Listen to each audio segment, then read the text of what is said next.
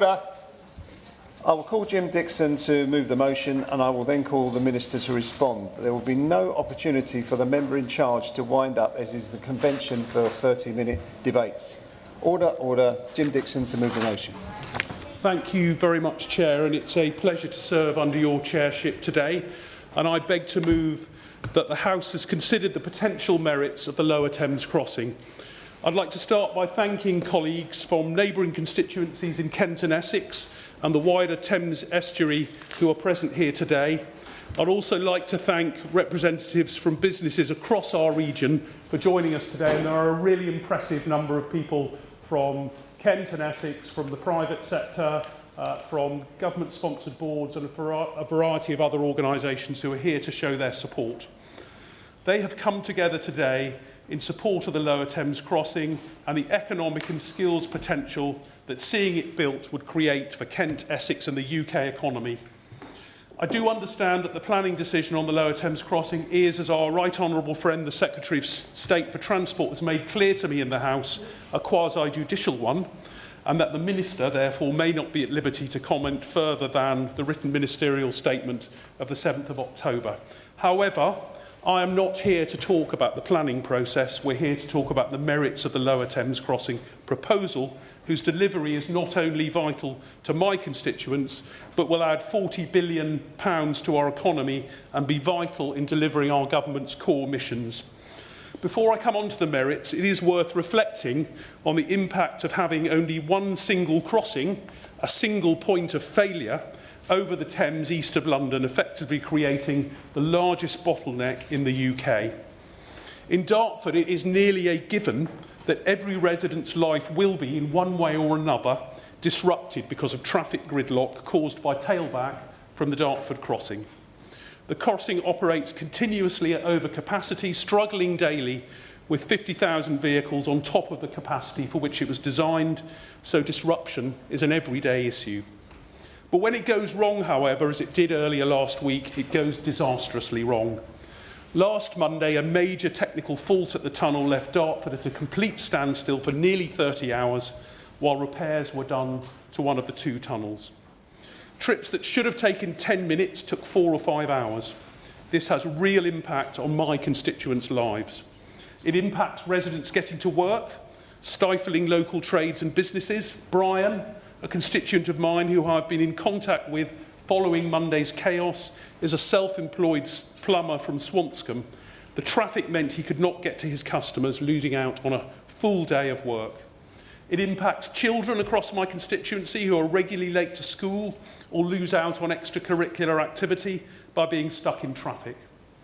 Rajiv, another constituent, wrote to me about his 12-year-old daughter arriving back in Greenhive at 8 p.m. last Monday, tired, hungry and confused, having left her school in Northfleet 4 hours earlier.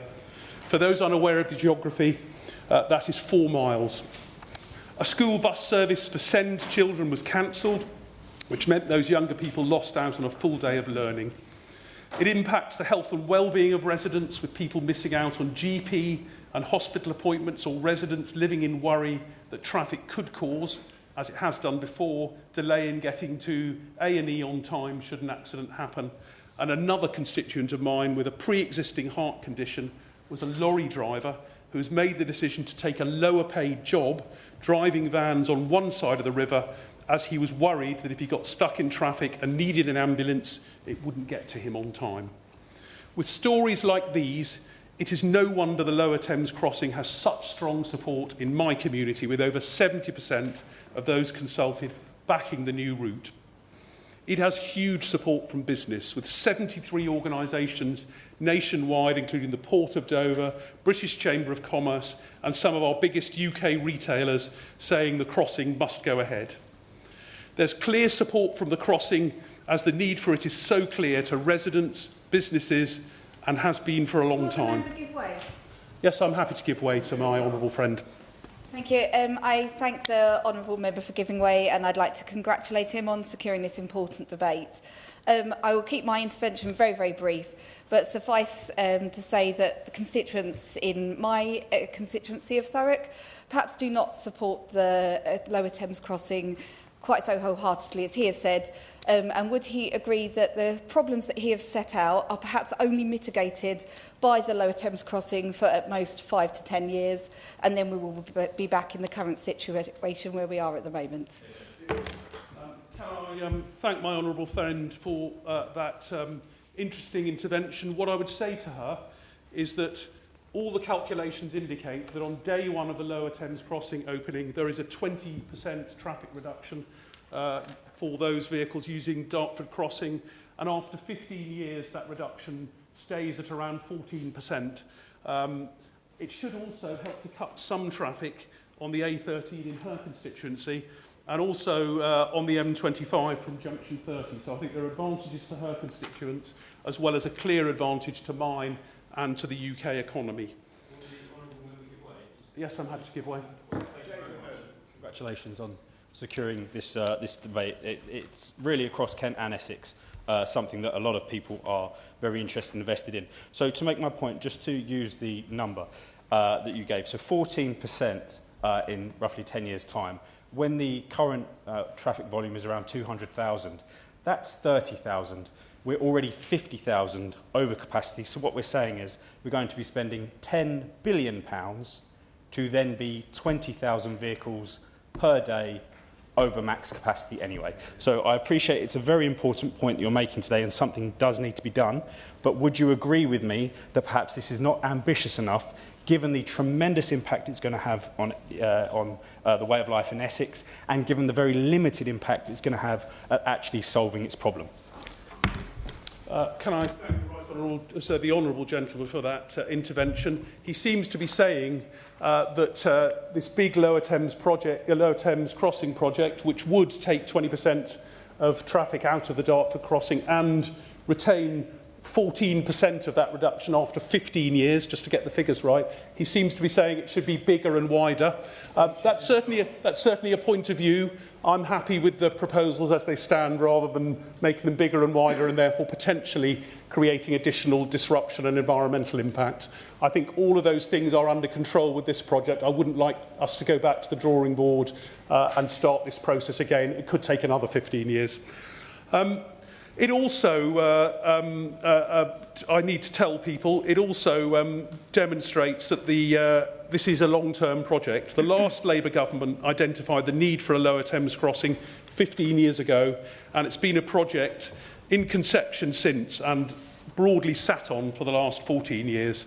The route has been subject to lengthy consultation, 3 of them to be precise, so 3 separate consultations. Years of engagement has meant legitimate concerns have been worked through, and the crossing is the best solution to tackle the lack of road capacity across the Thames, which costs our economy £200 million a year in lost time alone.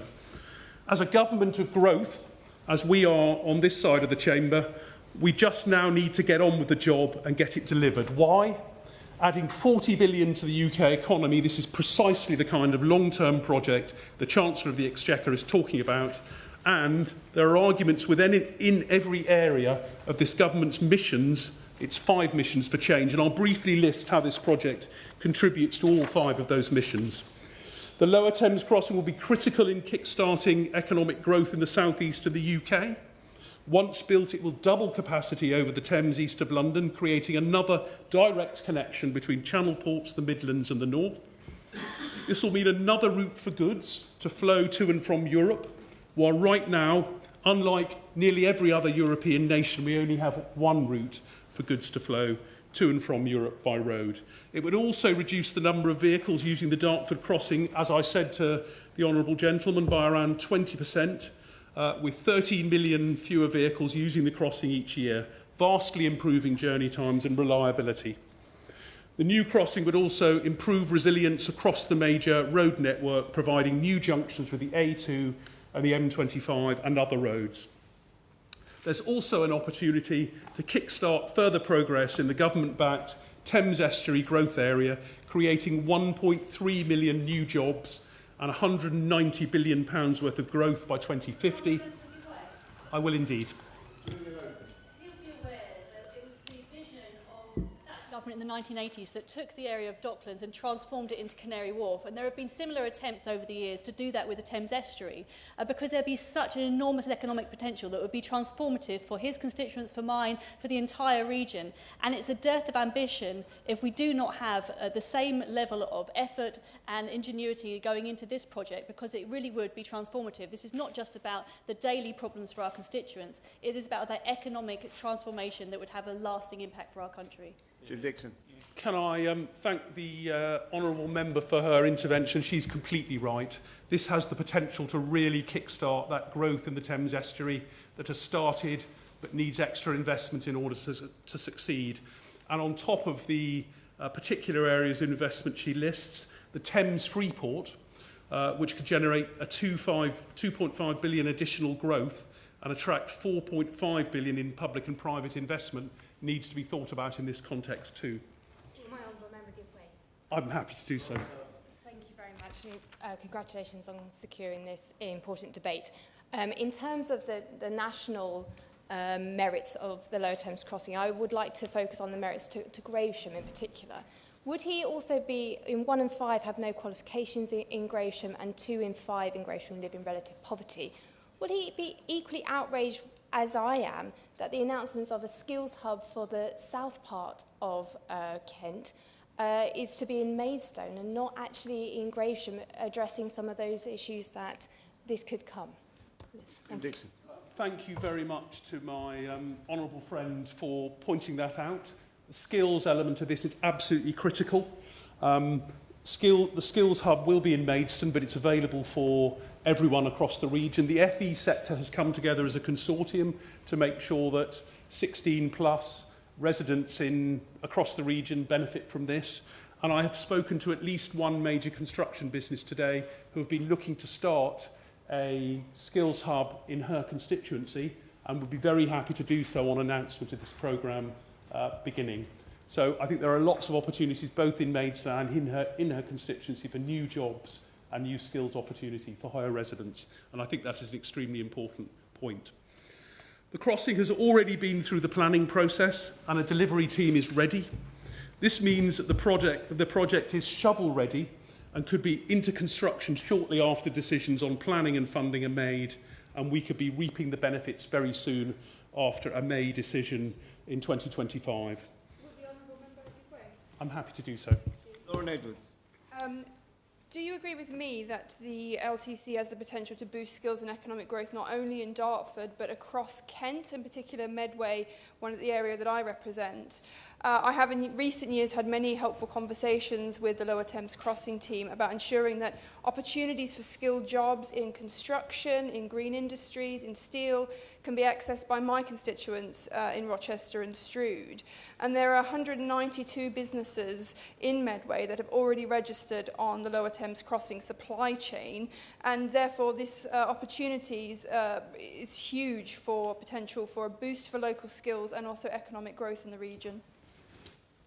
Jim Dixon. I'd like to thank my honourable friend for that intervention and also for her efforts to bring skills and opportunities together with the investment that we hope to see from the Lower Thames Crossing. She's absolutely right, there are numerous opportunities, including a dedicated T-level, apprenticeship and graduate set of schemes.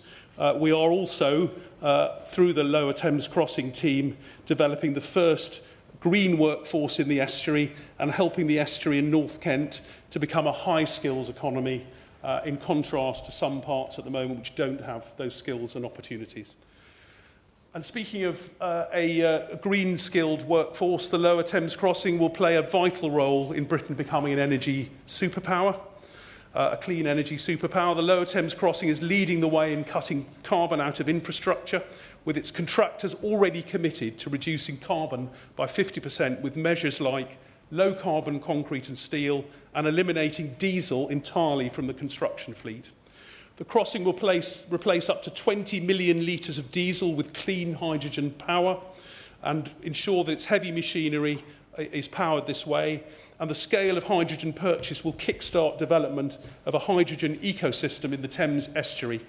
According to the Thames Estuary Growth Board, this has the potential to attract £2.2 billion of investment, create 9,000 new highly skilled jobs and 5,300 jobs in downstream automotive manufacturing, as well as boosting the economy by an extra £3.8 billion. These clean energy initiatives will help transform our construction industry to become a world leader in delivering low-carbon infrastructure. On that point, I'm happy to give way. thank you. I thank the honourable member for being so generous and giving way a second time. I would just like to clarify a certain point on the claim that the Lower Thames Crossing is a piece of green infrastructure. Does he agree with me that the more roads that are built, the more people that will use said roads, thus lowering our air quality, particularly in Thurrock and the surrounding areas, and that it does indeed fly in the face of our commitment to net zero to have more people using vehicles that ultimately cause a level of pollution? Thank you very much. Well, I don't think you address a bottleneck such as we have at Dartford, where the air quality is terrible, by simply allowing that that situation to continue. You need additional capacity to spread that vehicle movement across more than one part of the Thames, and that's what this is about. There are many attempts and many plans within the Lower Thames Crossing project to mitigate any environmental impact, such as loss of trees, more than replaced, a hydrogen economy, meaning it's a low carbon project, and ensuring that the new habitats created as a result of that replanting are bridged and can therefore spread across the entire north and south bank of the estuary and ensure that those habitats are preserved. The Lower Thames Crossing will also support creating safer and stronger communities by increasing skills and job prospects, as I've already said, and contribute directly to support our government's mission to reduce the cycle of crime and prioritise rehabilitation. Just last week, the Lower Thames Crossing and North Kent's very own Gallagher's and Flanner Plant Hire launched a new skills hub, an initiative designed to tackle our construction skills shortage by engaging new people through pilot courses. The first pilot has started with individuals, 20 of them, including 6 prisoners, who upon their release will have a guaranteed interview in the construction industry. The aim is to expand this skills hub throughout the build. Think how much difference to a local community this project can make when they're actually engaged in the construction. I certainly will do. Thank you. Thank you to my honourable friend for giving way, and thank you very much for this really important debate. I've spent far too many times snarled up in traffic between my constituency in Sittingbourne and Sheppey and Dartford to not think we need to make a big change in North Kent and its transport networks. I'd just like to ask Mr Chair if the honourable member will explain how, given that this project and this proposal has been around for a long time, what changes does he think need to be made to it to get it over the line now? We've got a bit of time before it comes for full consideration in the spring, and given that it has struggled to just convince everybody, what changes does he think and that he thinks would be beneficial could be made to it? I'd like to thank my right honourable friend for those points. At the moment it is attempting to receive a development consent order from the government. That will be adjudged in May. The project as we have it is a result of 3 separate consultations and something like 350,000 pages of a planning application. It really isn't for me to suggest changes, but I do think it is very important that local people not only feel the benefit in goods and vehicles flowing north and south more freely, but in skills and investment in their local communities. And I think that is an important point to make. Finally, of the 5 missions that the government has set out, the Lower Thames Crossing will support creating a healthier and happier local population, and the growth generated long-term will support our vital public services like the NHS, reducing congestion drastically. The impact of the Lower Thames Crossing will be felt by my local Dartford constituents who won't experience the everyday disruption to their lives that they do right now, whether it be due to I'd like to make progress, please, because the Minister needs to come back. Whether it be due to air pollution, the hospital and GP appointments missed, or the strain on well-being that being in constant gridlock brings. In summary, the case for the Lower Thames Crossing is compelling and the merits are huge. The crossing will relieve the congestion in Dartford, which has affected the local community, held back local trades and businesses, and it simply cannot continue. It has overwhelming support in the business community, as you can see today, and I'm happy to confirm that I, alongside those businesses represented today, have formed a business consortium working closely together with the local community to do everything we can to get spades in the ground. Tomorrow, the Chancellor of the Exchequer will present her first budget to the House with growth and infrastructure to the fore as key themes, as will rightly be the financial challenges our government faces and the importance of leveraging private capital where we can. The Chancellor just said last week we need to invest in things to get a long-term return for our country and for taxpayers when it comes to infrastructure. The previous government spent 14 years talking about this project, for which there remains huge and increasing support. As a party of growth, Labour now needs to deliver, and I, along with the consortium of businesses, stand ready to work with the government to get this vital piece of national infrastructure built as soon as possible. Thank you, Chair. The question is that the House has considered the potential merits of the new Lower Thames Crossing. I'm aware that there are a number of people who put in to speak. This is a half an hour debate. I'm going to call the Minister now, and if she gets through her speech, she may be able to take interventions. But I don't think there's any other way to do it, I'm afraid. Minister. Well, thank you, Mr. Efford. It's always a pleasure to see you in the chair. I congratulate my honourable friend for Dartford on securing this debate on an issue which I'm well aware is of great importance and interest to both him and his constituents, and it's great to see quite a number here today, and indeed to other honourable members and to very many people in the freight and logistics sector too. He's spoken with great passion on their behalf. I'd also like to thank my honourable friend and others here today, including my honourable friends for Gravesham, Rochester and Strood, Sittingbourne and Sheppey, for their engagement on this matter so far. I know that they're working very hard on behalf of their constituents, and I know that the honourable member for Dartford has written to my department several times on the issue of congestion at Dartford, as well as progress on the application for a development consent order for the Lower Thames Crossing, a nationally significant infrastructure project connecting Essex, Thurrock and Kent. The application for the Lower Thames Crossing Development Consent Order was made under the Planning Act 2008 by National Highways, submitted to the Planning Inspectorate in October 2022 and accepted in November 2022. The appointed examining authority began its examination in June 2023 and concluded in December 2023. The Secretary of State received the examining authority's recommendation report on the 20th of March this year, with a statutory deadline for a decision of 20th of June. Following a written ministerial statement in May, the statutory deadline was extended to the 4th of October due to the general election, and the deadline has since been further extended to 23rd of May 2025 to allow more time for the application to be considered further, including any decisions made as part of the spending review. As with all nationally significant infrastructure projects, this is a complex scheme, and there can be detailed matters that need to be worked through even after an examination is closed to ensure a legally robust decision is made. The government recognises that transport infrastructure is vital for growth and acknowledges the critical role that roads play in our national transport system, facilitating the movement of people and goods that underpin the UK economy. Decisions, I'm afraid I won't, I'm very short of time. Decisions on development consent orders are therefore made as quickly as possible, including ahead of any statutory deadline where this is appropriate. I recognise the points that my honourable friend has made regarding congestion at Dartford and the very significant impacts on the lives of his constituents. I am aware of the incident that caused the closure of the tunnel on the 20th and 21st of October, and National Highways have assured the department that a full investigation is continuing. As he knows, I visited the Dartford crossings myself recently, and I appreciate how quickly queues can build and the impact that those have on local people and businesses.